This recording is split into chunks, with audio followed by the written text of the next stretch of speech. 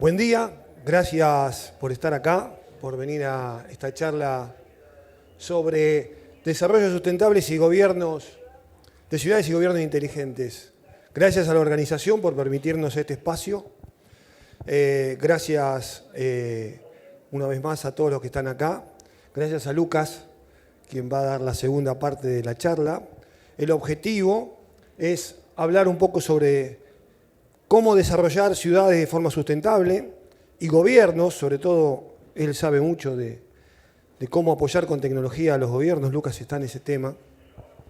Pero la idea de hoy es no hablar de teoría, sino tratar de hablar de aplicación, de llevarlo a la práctica, cómo podemos nuestros conocimientos, nuestra labor, lo que hacemos desde la Universidad de Buenos Aires, desde la Fundación de la Sociedad para la Información de las Américas, que preside Lucas, trabajamos en forma conjunta. ¿Qué propuestas podemos hacer? ¿Cómo podemos trabajar conjuntamente con municipios, ciudades en Argentina, en América Latina, para poder mejorar y lograr esto que mencionamos acá, el desarrollo sustentable de nuestras ciudades y poder vivir en definitiva mejor? Pero para poder entender de qué hablamos, tenemos que hacer algunas descripciones de cómo es este paradigma urbano en el cual vivimos actualmente. Podríamos hablar muchísimas cosas, pero yo quise apoyarme en estas cuatro, que son la huella urbana, el desarrollo económico, el tema de las megaciudades y obviamente el problema de desigualdad y fragmentación social que nuestras ciudades padecen. Vamos a ver rápidamente uno por uno de estos temas. El tema de la huella urbana tiene que ver con un dato que ustedes conocen, que es que el 56% de los habitantes del mundo vivimos en ciudades. Somos más de 8.000 millones, es decir que más de 4.000 millones de personas viven en ciudades. Eso se divide en forma muy desigual a través del mundo, porque hay lugares donde la población urbana es mucho menor, en muchos lugares de África, por ejemplo, y hay lugares donde la población urbana es enorme. En Europa, en Estados Unidos, en América Latina, supera el 80%. En la Argentina el 92% vive en ciudades. Pero acá el fenómeno hay que marcarlo desde el punto de vista de que todos los días, hoy, mañana, pasado, se van a sumar 200.000 personas más a vivir en ciudades. Ese es el dato destacable. Es un fenómeno que no se detiene, que va creciendo, que es cada vez mayor. Y eso va generando, desde el año 2000 para acá, una huella urbana enorme. Se estima que la población entre el año 2000 y el año 2030 se va a duplicar en las ciudades, mientras que la superficie ocupada por las ciudades se va a triplicar. ¿Qué significa esto? Mayores costos para llevar los servicios, para transportarnos, para la movilidad, para la energía. Todo un derroche, ¿por qué? Porque no planificamos. Y ese es el eje de nuestra charla, la importancia de la planificación, estrategia, de tener una estrategia de ciudad para poder tener desarrollo sustentable. Por día se genera en el mundo una mancha urbana similar a la de la isla de Manhattan, no todo Nueva York, la isla de Manhattan. Y se estima que entre el 2000 y el 2030 esa mancha urbana va a tener la superficie de Sudáfrica, que es uno de los países más grandes del planeta, está entre los 10 primeros, 12 primeros. Así que ahí todo un tema para tener en cuenta para lo que vamos a hablar después. En el aspecto de desarrollo económico, las ciudades juegan un papel fundamental. Fíjense este dato, 440 ciudades del mundo que tienen 600 millones de habitantes generan la mitad del Producto Bruto de todo el planeta. Solamente 440 ciudades que agrupan 600 millones de habitantes, un 7% de la población mundial más o menos, generan esa cantidad de riqueza que es el 50%. Estas ciudades que ven ahí, que son Buenos Aires, Moscú, San Pablo y México, cumplen con ese requisito. Buenos Aires tiene más o menos un tercio de la población de la Argentina, quizá un poquitito más. Cuando digo Buenos Aires digo área metropolitana Buenos Aires, ese lugar que siempre mencionamos que tiene los servicios subsidiados, mientras que en el interior no. Bueno, ese lugar tiene algo positivo, genera la mitad del PBI de la Argentina. Se genera en el área metropolitana de Buenos Aires. Obviamente que esto es una deformación que en el futuro de Argentina, es para hablar en otra charla, lo tenemos que modificar, tenemos que apuntar a desarrollos distintos, ciudades intermedias. Pero lo cierto es que hoy Buenos Aires, con 1/3 de la población, el área metropolitana, genera la mitad del Producto Bruto argentino. Moscú y San Pablo oscilan siempre en una producción que va del 30 al 50% del Producto Bruto de sus países, de Rusia y de Brasil. México es un poquito más parejo, tiene el 21% de la población del país, pero genera el 27-28% de la riqueza de México. Es decir, son datos que nos muestran algo, que las grandes ciudades, las grandes urbes, generan mucha riqueza, pero a su vez generan otras cosas que son perjudiciales. Generan contaminación, generan problemas de tránsito, generan problemas de energía, generan gases de efecto invernadero y son un factor fundamental para el cambio climático, la crisis climática que vivimos. Y si pasamos a considerar el tema de las megaciudades son ciudades que tienen más de 10 millones de habitantes, estamos ante una situación en la cual tenemos ciudades que son difíciles de gobernar. ¿Por qué? Porque son no ciudades, son otra cosa, son algo distinto. No son la ciudad tradicional, son un conjunto de ciudades que se unen entre sí y que conforman territorios muy complejos. Cuando hablamos de ciudades de más de 10 millones de habitantes, estamos hablando de lugares muy difíciles de gobernar y que hoy en día no tenemos todas las herramientas para gobernar. Si vuelvo al área metropolitana de Buenos Aires, el área metropolitana de Buenos Aires no tiene en absoluto una autoridad metropolitana. Tiene sí una gestión de residuos, pero que tiene muchos inconvenientes. El ACUMAR, que gestiona el agua de la cuenca Riachuelo-Matanza, pero la gestión metropolitana del área metropolitana de Buenos Aires es bajísima. El transporte es un caos, un montón de cuestiones son un caos. Por lo tanto, cuando hablamos de megaciudades, estamos hablando de ciudades difíciles de gobernar. No es el caso de Londres, que es la primera fotografía, porque Londres tiene una autoridad metropolitana desde la segunda mitad del siglo XIX. Pero Londres y París, ¿por qué están ahí? Porque son el modelo de megaciudad que tenemos en la cabeza. También podríamos poner ahí a Nueva York, a Tokio, que son ciudades que podemos decir casos de éxito, con gran proyección internacional, con muy buena educación, con fuerte capacidad económica, capacidad emprendedora. Son ciudades que son grandes, pero ustedes me podrán decir, son exitosas. Pero no solo las megaciudades son esto. Las megaciudades también son esta imagen. Esta es la ciudad de Lagos. Lagos está en Nigeria. Tiene 20 millones de habitantes. El 10% de la población total de Nigeria. Nigeria es un país petrolero. Lagos tiene el 60% de la industria y el comercio de Nigeria. Si Lagos fuera una ciudad-estado, sería la quinta potencia económica de África. Solamente la ciudad de Lagos. Lagos, dije, tiene 20 millones de habitantes. En el año 1900 tenía 39.000. Se estima que es una de las futuras gigaciudades, porque para el 2050 va a superar los 40 millones de habitantes. Y para el 2100, la mayoría de los que están acá la van a ver seguramente, para el 2100 lo que va a pasar, 88 millones de habitantes. Miren lo que es ahora, imaginemos lo que va a ser Lagos en el futuro. ¿Qué nos presenta Lagos, más allá de la riqueza que genera? Nos presenta esto, desigualdad y fragmentación social. No tenemos que ir a Lagos para detectar esto. Tenemos mucha desigualdad y fragmentación social en las ciudades latinoamericanas. México, San Pablo, Buenos Aires, Bogotá, Lima, son megaciudades que son ejemplo de problemática de desigualdad y fragmentación social, donde conviven tras rejas un montón que tienen mucho dinero, pocos que tienen mucho dinero, y ahí alrededor gente que vive en barrios vulnerables que presta servicios a esos barrios que tienen dinero. Una fragmentación social que se fue acrecentando desde la década del 70 para acá en América Latina, y también ese fenómeno lo sufrió la Argentina. Esto es un diagnóstico rápido de por dónde pasa el paradigma urbano hoy. Y nosotros estamos acá para tratar de expresar algunas soluciones o algunos caminos o algunas cuestiones para pensar juntos.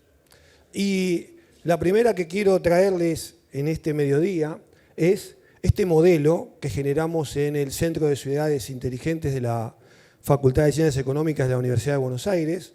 Recién tuve el placer de escuchar, bueno, acá estoy con otro graduado de la UBA, acá estoy viendo a Rafa Beljanovich, otro graduado de la UBA, bueno, Leli, muchos graduados de la UBA. Cuando Juan Corbalán habló de su educación pública desde el Jardín de Infantes, habló de la UBA sobre el final, me emocionó que hayan aplaudido la UBA como la aplaudieron. Yo también estudié toda mi vida en la educación pública y con orgullo podemos mostrar este modelo que nos sirve para trabajar en forma conjunta con los municipios, con las ciudades, que tiene que ver con tratar de hacer una evaluación de la ciudad. ¿Cómo hacemos esa evaluación? Es una evaluación que está enfocada en 5 dimensiones.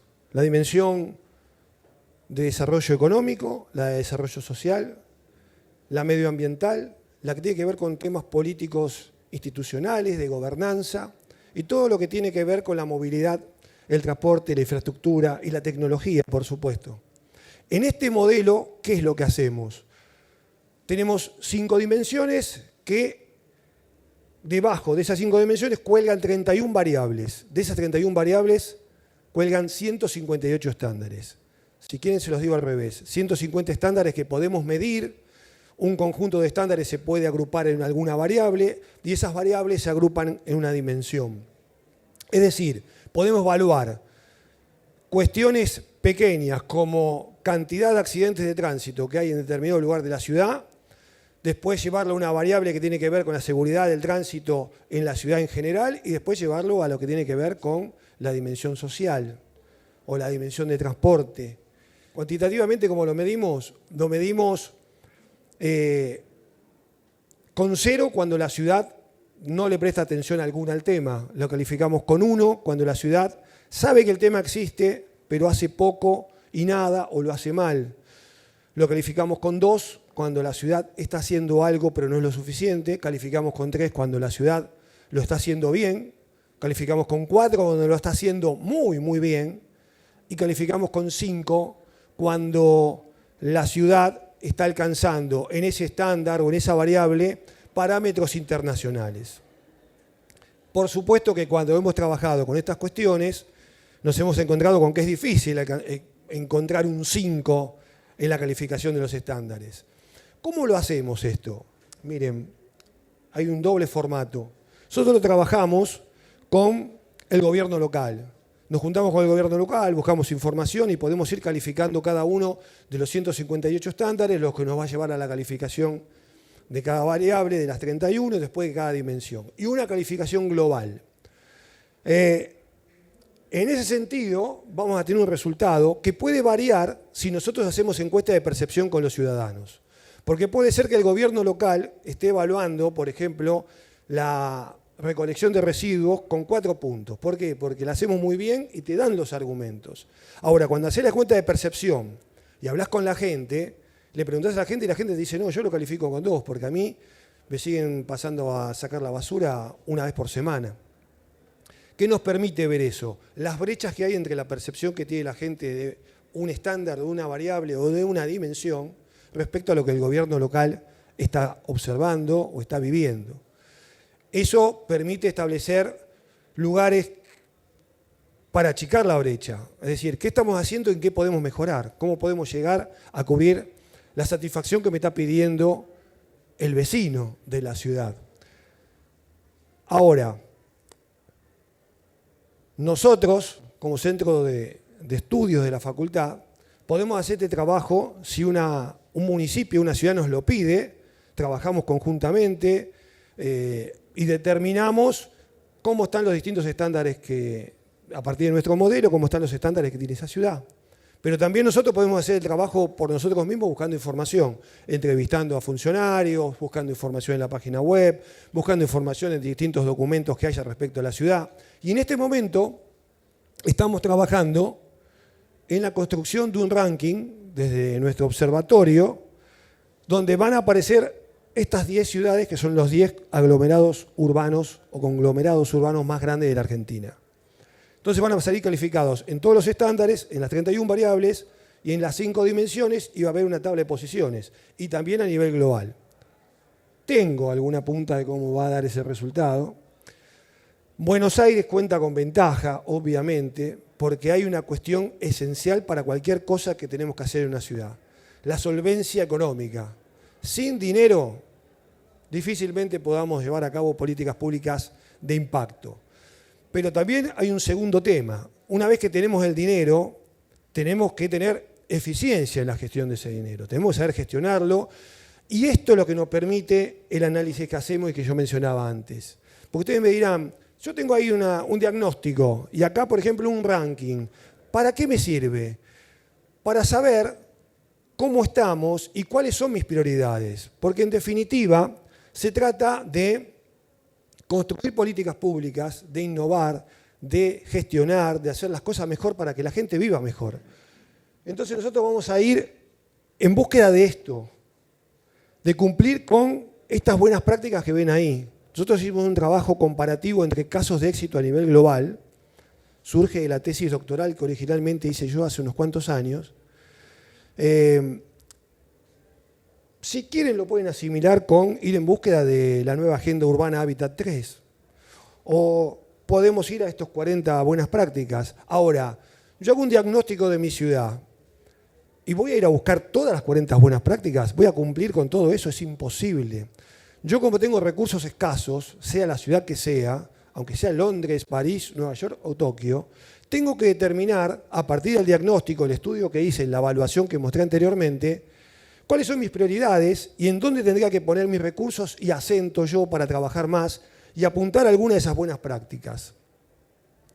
Cuando trabajamos con el municipio de San Miguel, por ejemplo, del Gran Buenos Aires, cuando trabajamos con el Consejo Deliberante de Tigre, en el Gran Buenos Aires, cuando trabajamos con la ciudad de Asunción, capital de Paraguay, hicimos este diagnóstico y ¿a dónde nos termina enviando la búsqueda? A trabajar sobre lo que tiene que ver con buenas prácticas en el área social. Generalmente tienen que ver con que tenemos problemas con la educación, la cultura, la salud, la seguridad. Entonces los recursos tenemos que volcarlos ahí.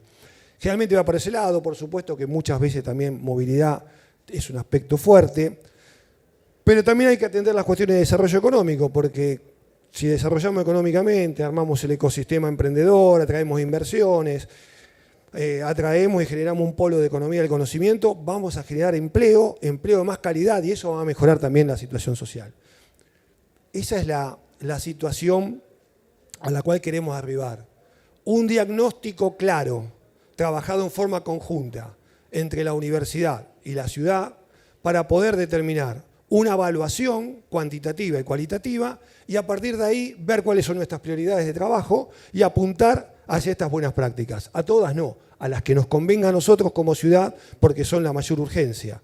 Ustedes saben bien que la ciudad hoy en día, el gobierno local, el municipio, es la primera cara para atender al ciudadano. El ciudadano no va a protestarle al gobernador de la provincia aunque la seguridad dependa de la provincia. Le va a ir a protestar al intendente, al concejal, al funcionario municipal. Entonces, la cuestión hay que tomarla a cargo de uno. Uno puede decir, anda a hablar con el gobernador. Eso ya está comprobado que eso no se puede hacer. Por lo tanto, el desafío que tenemos es ese. Ahora bien, y para terminar y darle paso a Lucas, tenemos una herramienta fundamental para llevar adelante todo esto, que son los aportes que la tecnología nos hace. El concepto de ciudad inteligente, territorio inteligente, originalmente tuvo una idea vinculada a la utopía urbano-tecnológica, que con la tecnología vamos a solucionar todo. Pero en realidad no es así. Recién lo decía Juan Corbalán en la charla que dio sobre inteligencia artificial. La dimensión humana juega un papel fundamental. Siempre tiene que estar el contrapeso del humano. Pero tenemos un montón de herramientas que son útiles para mejorar la gestión de nuestras ciudades y para mejorar la calidad de vida de nuestros vecinos. Big Data nos puede ayudar a resolver un montón de cuestiones vinculadas al tránsito, la movilidad. La inteligencia artificial, ya estamos hablando de gemelos digitales que pueden predecir cómo podemos planificar una ciudad de acá a 1 año, 5 años, 10 años. Y un montón de tecnología como Lucas maneja y lo hace muy bien en varios municipios de la Argentina, nos pueden ayudar a gobernar mejor, tener un gobierno más inteligente y tener una ciudad que apunte a ser más ágil, apunte a ser más innovadora, apunte a ser más dinámica, innovadora y fundamentalmente resiliente a partir de la participación ciudadana y de tener más y más democracia en estas ciudades. Con esto les agradezco mucho y le doy la palabra a Lucas. Gracias.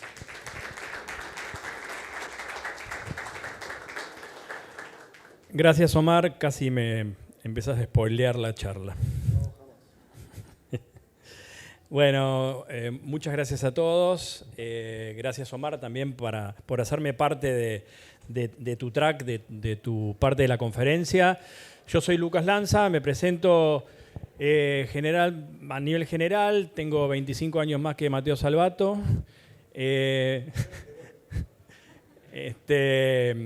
Desde hace muchos años trabajo las nuevas tecnologías apuntadas al sector público. Desde hace 15 años dirijo una empresa que se llama Smart City Public Eye. Pueden encontrarla en smartcity.com.ar y hace 20 años presido la Fundación Sociedad de la Información para las Américas, eamericas.org, que se dedica a promover el uso de las nuevas tecnologías en el sector público. Tuve mi parte de funcionario público. Entre el año 2011 y el año 2014 fui el secretario de Innovación y Tecnología de la Municipalidad de Tigre. En ese momento estaba intendente Sergio Massa. Y ahí me tocó trabajar transversalmente las nuevas tecnologías en todas las áreas municipales, cosa que para mí fue como un máster, después de haber ido a la ORT como Mateo y a la UBA como Omar. Me parece importante definir el marco en el cual yo me voy a referir a las ciudades inteligentes, porque el concepto de Smart City es un concepto extremadamente amplio y para mí muy pretencioso. Es decir, en primer lugar, uno nunca llega a ser Smart City, porque es un proceso, es algo que siempre van a haber nuevas tecnologías, nuevos desafíos, nuevos problemas, nuevas necesidades, y además que es inteligente, ¿no? Es como decir, ciudad feliz, ¿no? Bueno, hasta que en todos nos seamos felices, bueno, es bastante complejo y además porque el concepto de ciudades inteligentes, no importa dónde empezó, después ese mismo concepto fue adaptándose en los diferentes saberes, especialidades, temáticas, ¿no? Entonces, quienes trabajan en el urbanismo utilizan el término Smart City para referirse a lo que ellos hacen, y en cada una de las disciplinas también se puede utilizar, como recién claramente lo dijo Omar, ¿no? Para poder llegar realmente a ser una ciudad inteligente, tenemos que tener incorporados todos los aspectos. Pero como yo de todos esos aspectos no sé, voy a hablar más asociado a lo que tiene que ver con el impacto de la tecnología. Y otra cosa que me parece también importante, y lo estamos viendo acá, es que el concepto de Smart City es un título, una marca, un traccionador de políticas públicas, ¿no? Esta es una de las tantas referencias que uno puede tener, que a mí me parece interesante, el BID en 2016, que conceptualiza un poco las ciudades inteligentes, pero como yo decía recién, me voy a referir a ciudades inteligentes desde la perspectiva de la industria, que voy a hablar de la tecnología, y de la perspectiva de las políticas públicas, ¿no? Que es lo que más me gusta. Y cuando hablamos de las políticas públicas, fíjense que no con el término Smart City, pero sí traccionados por las nuevas tecnologías, desde hace muchos años venimos hablando de esto. En los años 90 hablábamos de modernización del Estado. Recién empezaban las nuevas tecnologías, la digitalización de los procesos a incorporarse en el sector público, al menos, por ejemplo, en los Estados Unidos. Al Gore, el vicepresidente de los Estados Unidos, hablaba puntualmente de esto, disminuir el Estado y hacerlo más eficiente con estas nuevas herramientas tecnológicas. Después de ahí empezamos a hablar justamente en los procesos de informatización y le llamamos gobierno electrónico. Nosotros hoy pensamos gobierno electrónico es electrónico, ¿no? Parece como vintage el término, pero bueno, en los años 90 hablábamos de gobierno electrónico y les voy a decir que se sigue hablando mucho de gobierno electrónico. Más adelante, cuando empezó a surgir Internet de una manera más masiva, empezamos a hablar de las ciudades digitales, porque ya teníamos la posibilidad de conectarnos. Y de nuevo, son términos que fueron apareciendo en nuestras políticas públicas y fueron generando espacios en la administración para trabajar estos temas, ¿no? Cuando empezaron a aparecer las redes sociales, empezamos a hablar de gobierno 2.0, en donde empezaba a haber un feedback con las personas, ¿no? Las redes sociales o la posibilidad de que todos tengamos un dispositivo o capacidad de Internet permitía o se aspiraba de alguna manera a generar ese proceso de feedback. Y también con Obama, ¿se acuerdan que él generó el proyecto de Open Government?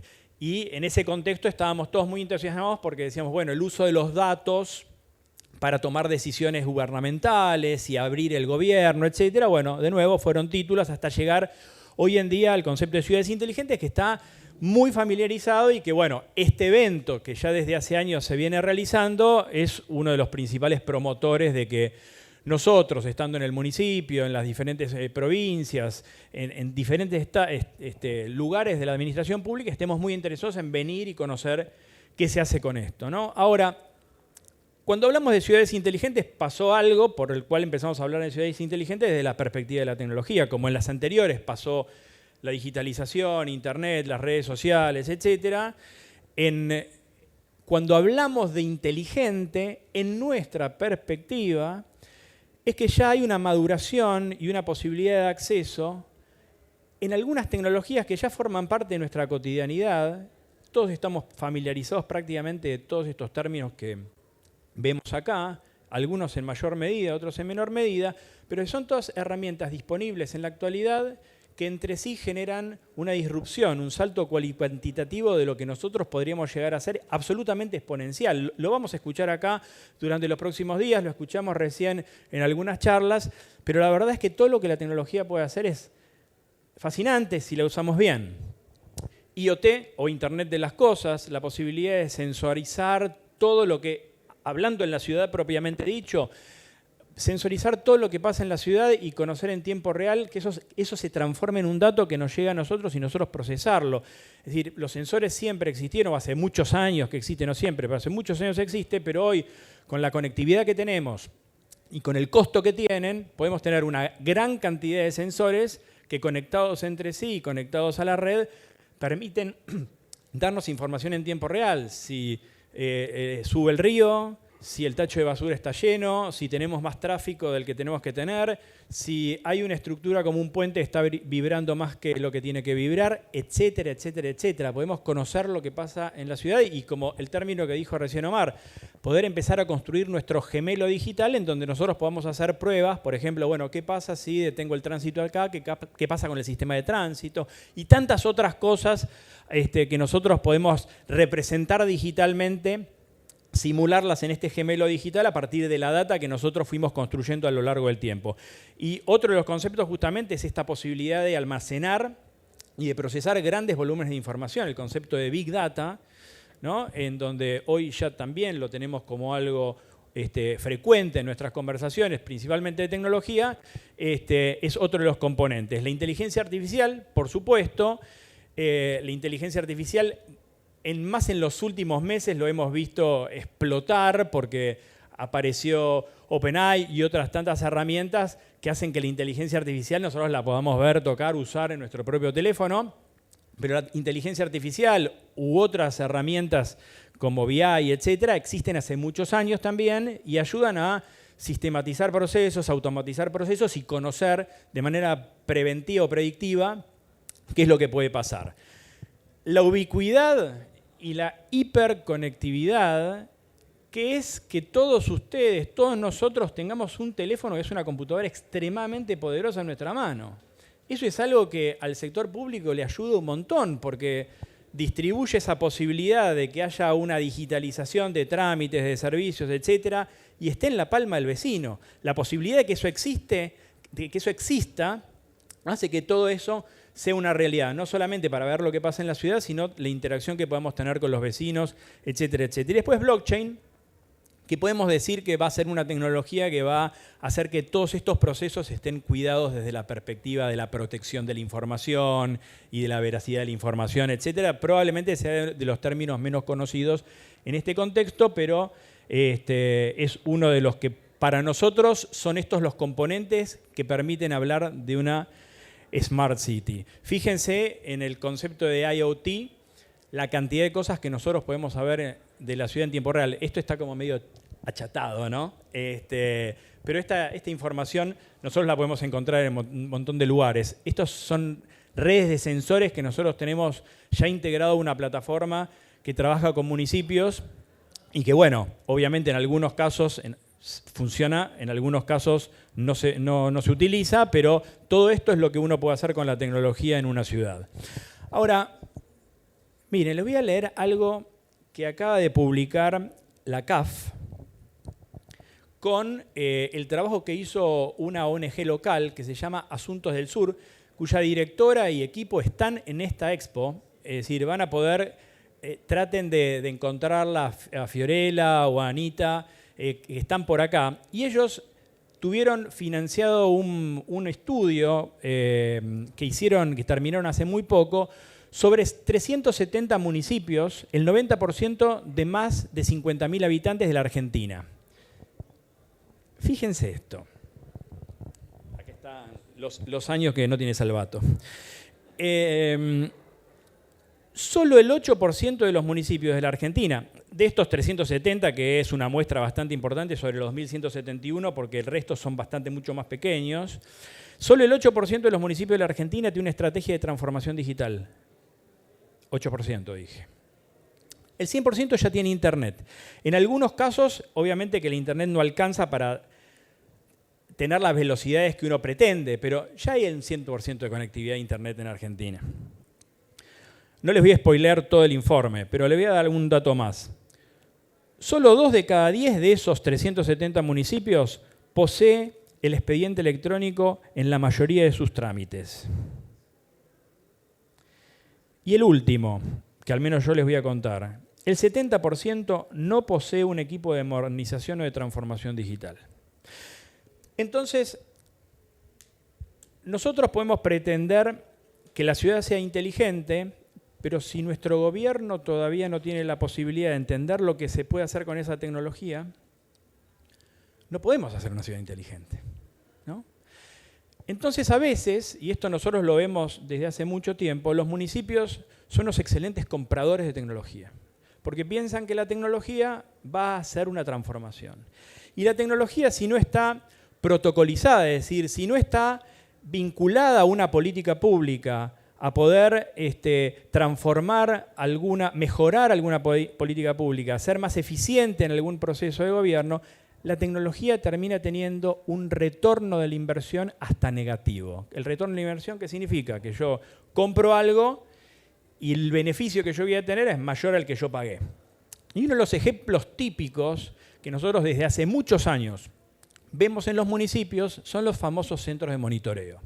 No es para ponerme en contra de las cámaras ni de los centros de monitoreo, porque nosotros nos dedicamos a hacer esto, que no lo llamamos centro de monitoreo, sino que lo llamamos centro de operaciones, pero esto me sirve para darles un ejemplo de lo que nos referimos a poner tecnología y que no sirva. ¿Qué vemos acá? Y esto lo podemos ver en la mayoría de centros de monitoreo de cualquier municipio del país. Fue una moda desde hace muchos años, más de 15. Los municipios dicen, yo voy a poner un centro de monitoreo. Yo lo entiendo eso, porque el intendente no es el responsable de la seguridad ciudadana, pero los vecinos le tocan la puerta al intendente para esto. Entonces dice, bueno, yo pongo el centro de monitoreo, pongo las cámaras y el vecino estima que yo algo voy a hacer al respecto. Pero vamos a cuestiones técnicas que no son tecnológicas propiamente dichas, pero que enseguida se van a dar cuenta de lo que les estoy hablando. Si ustedes ven estos centros de monitoreo, algunos más chicos, algunos más grandes, van a ver que algunos más grandes, por ejemplo van a ver, ¿qué van a ver? Se los voy a explicar por las dudas, pero son un montón de computadoras con un montón de personas viendo un montón de cámaras. ¿Estamos? Y si vamos bien cerca de las cámaras, vamos a ver que cada operador en cada monitor tiene, por ejemplo, 9, 18 cámaras en cada monitor. Bueno, les voy a contar algo que dicen los estudios sobre estos temas, que dicen que como máximo tenemos el 5% de probabilidad de descubrir algo en tiempo real a través de una cámara. ¿Qué significa esto? Tenemos un 95% en donde todo lo que estamos viendo probablemente no esté pasando nada, y solamente el 5% de probabilidad de descubrir algo en tiempo real.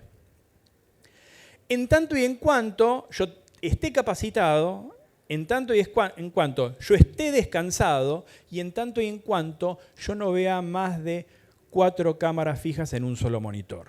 Por algo muy básico. Si yo tengo 4 cámaras fijas en un monitor, mi capacidad de visión periférica permite identificar una anomalía en cualquiera de ellas. Algo que pasó a mayor velocidad, una aglomeración de gente, etcétera, etcétera.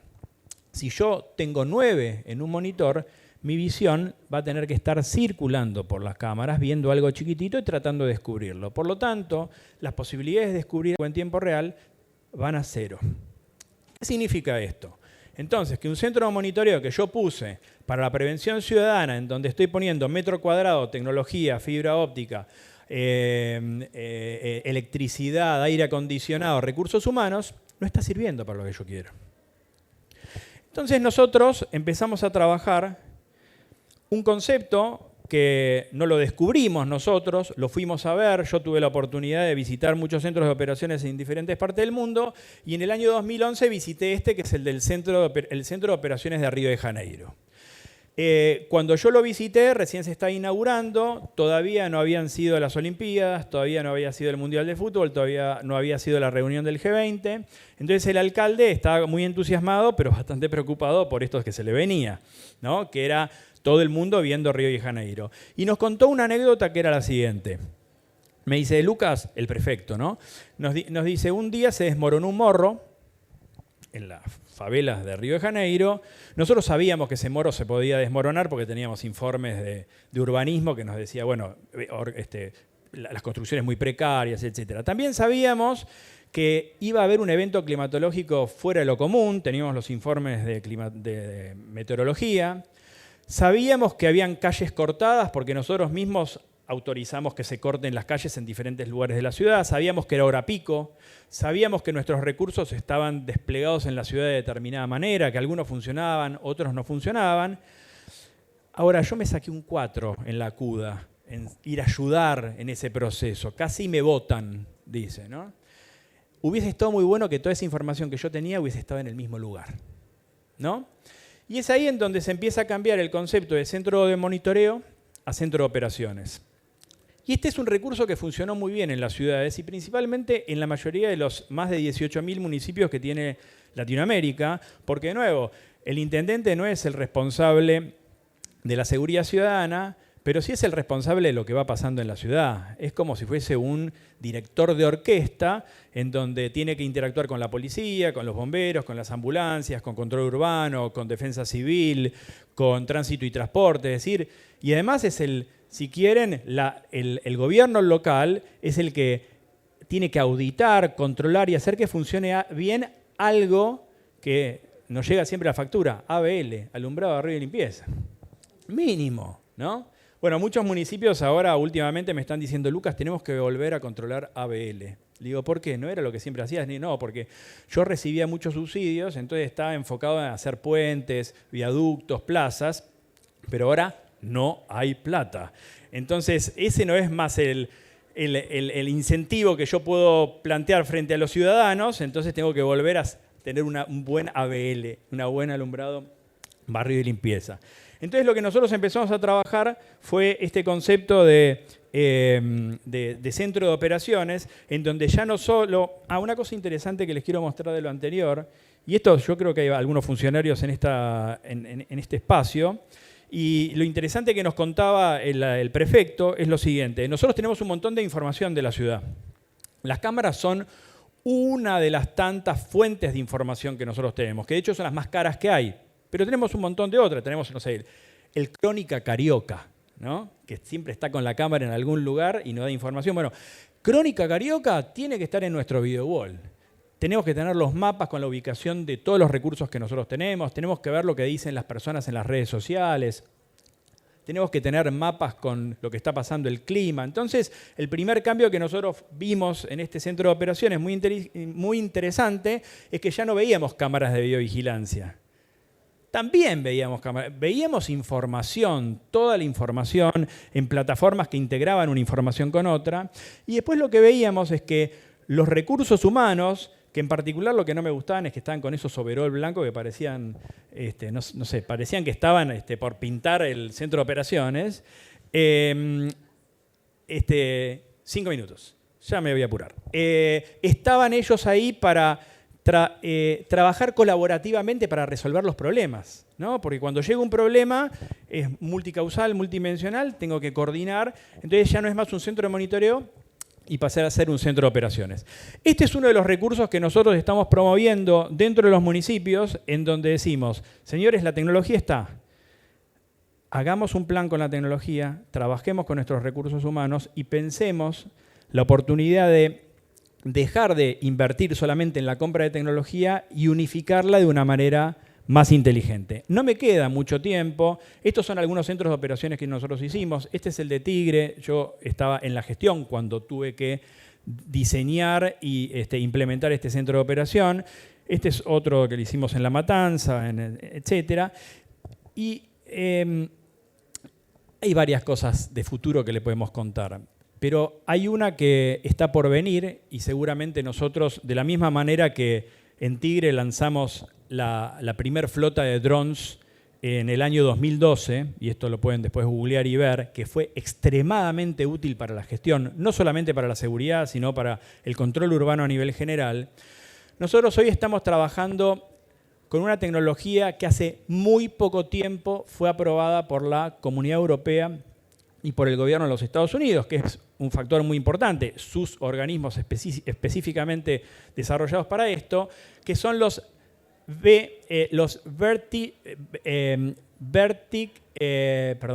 Vertical Take-Off and Landing, que son como drones grandes que permiten que vayan personas y que transporten mercancía durante 30 minutos en una ciudad. Estas herramientas, que parecen de futuristas, nosotros vamos a hacer el primer vuelo de uno de estos este año o a principios del año que viene acá en la Argentina. Esta ya está aprobada, que es una tecnología, china, y esto de alguna manera se va a trasladar a un nuevo concepto de centro de operaciones dentro de las ciudades, ¿no? Me apuran con el tiempo. Hubiese querido hablar un poco más de este tema, pero hacia ahí vamos. Se dice que dentro de los próximos 15 años esto va a ser una realidad, como ya lo son los autos autónomos en diferentes partes del mundo, ¿no? Me la pasé y me fui directamente a los vertiports. Nada, voy al final de todo. Muchas gracias. No sé si lo van a poder escanear bien, pero si lo escanean, ahí está la presentación, y el resto de la información. No sé si queda tiempo para alguna pregunta.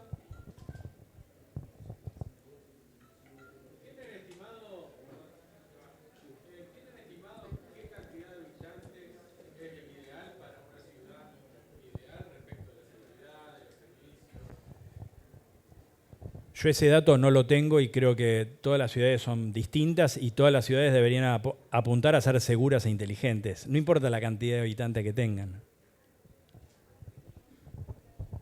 Respecto a lo que decís, obviamente que las ciudades que yo mostré como ejemplo antes no son el modelo de ciudad que tenemos que tener. Donde más funciona eficientemente las ciudades en muchos lugares de Europa, que son ciudades de nivel intermedio, 2, 3 millones de habitantes. Una vez que empezás a superar esas cantidades y se van juntando una ciudad con la otra y se van constituyendo territorios inteligentes o no inteligentes, problemáticos, es donde se agrava la cuestión. Yo lo mencioné al pasar, en la Argentina lo recomendable es que tengamos ciudades intermedias, más chicas, de entre 200.000, 300.000, 400.000 habitantes y menos áreas metropolitanas de Buenos Aires. Lamentablemente eso no lo tenemos aún. Hay algunos datos en el censo 2022 que si ustedes miran, creció menos el área metropolitana de Buenos Aires en población y algunas ciudades intermedias de la Argentina crecieron más. Ese es un buen dato, pero tendría que ser parte de un plan. Tendría que haber polos tecnológicos donde estén relacionados empresa privada, gobierno local y universidad. El ejemplo que generalmente se menciona es el de Tandil. Tandil es una ciudad que no debe superar las 150.000 habitantes y que está teniendo un crecimiento importante a partir de un polo tecnológico con empresas privadas, con el gobierno local, con la Universidad Nacional del Centro de la Provincia de Buenos Aires, que conformaron un ecosistema virtuoso que, sumado al turismo, ha generado un crecimiento de la ciudad interesante y un lugar agradable para vivir. Muchos de Buenos Aires se van a vivir allá, porque aparte se genera empleo bueno y de calidad. Pero eso es una meta a alcanzar, hay que trabajar por eso de cara al futuro.